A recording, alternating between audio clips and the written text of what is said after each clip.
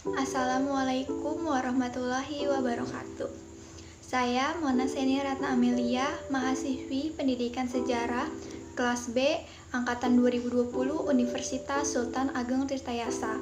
Saya di sini akan menjelaskan mengenai sumber sejarah.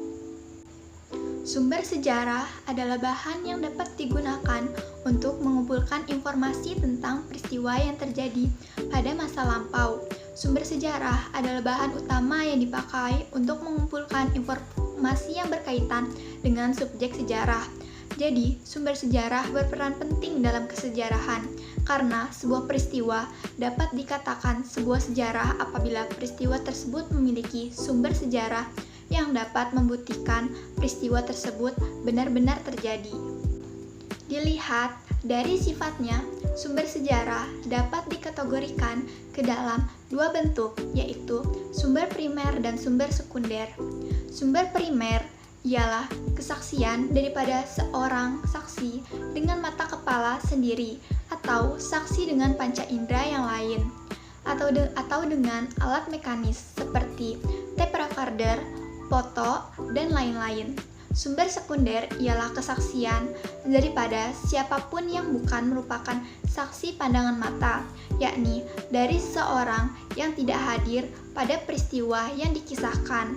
Biasanya, sejarah harus bertumpu kepada sumber sekunder yang berasal dari buku-buku tangan kedua sejarawan lain.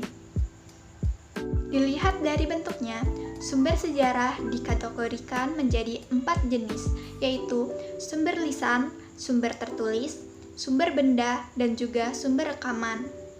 Sumber lisan adalah keterangan langsung dari pelaku atau saksi dari suatu peristiwa sejarah. Sumber ini dapat diperoleh apabila informan tersebut masih hidup. Misalnya, seorang sejarawan sedang meneliti tentang peristiwa pada tahun 1998, yaitu lengsernya rezim Soeharto. Maka wawancara yang dilakukan dengan mahasiswa yang ikut berdemo pada tahun itu merupakan sumber lisan yang penting sebagai perlengkap dari kekurangan atau kekosongan dokumen dari masa-masa tersebut. Sumber tertulis adalah keterangan tertulis yang berkaitan dengan peristiwa sejarah. Sumber tertulis berupa dokumen-dokumen yang berkaitan dengan sejarah, merupakan sumber yang amat penting. Dilihat dari segi bentuknya, sumber tertulis dapat berbentuk tulisan yang tercetak dan tulisan yang masih ditulis tangan atau manuskrip. Macamnya antara lain prasasti, kronik, babat, piagam, dokumen, laporan, arsip, dan surat kabar.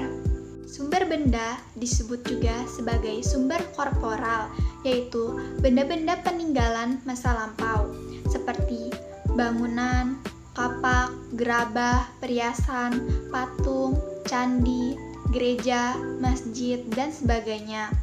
Sumber rekaman dapat berupa rekaman kaset audio dan rekaman kaset video.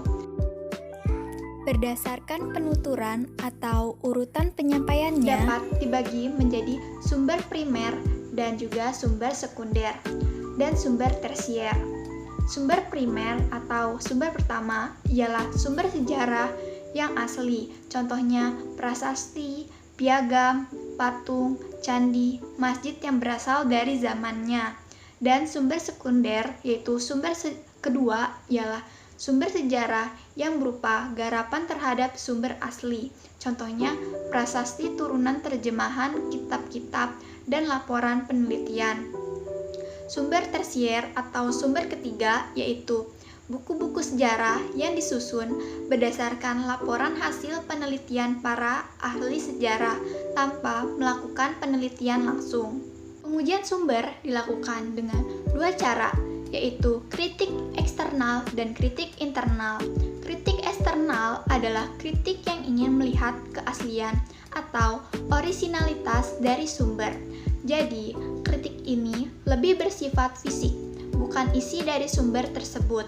Yang kedua, kritik internal adalah kritik terhadap kredibilitas sumber dan isi dari dokumen atau arsip tersebut.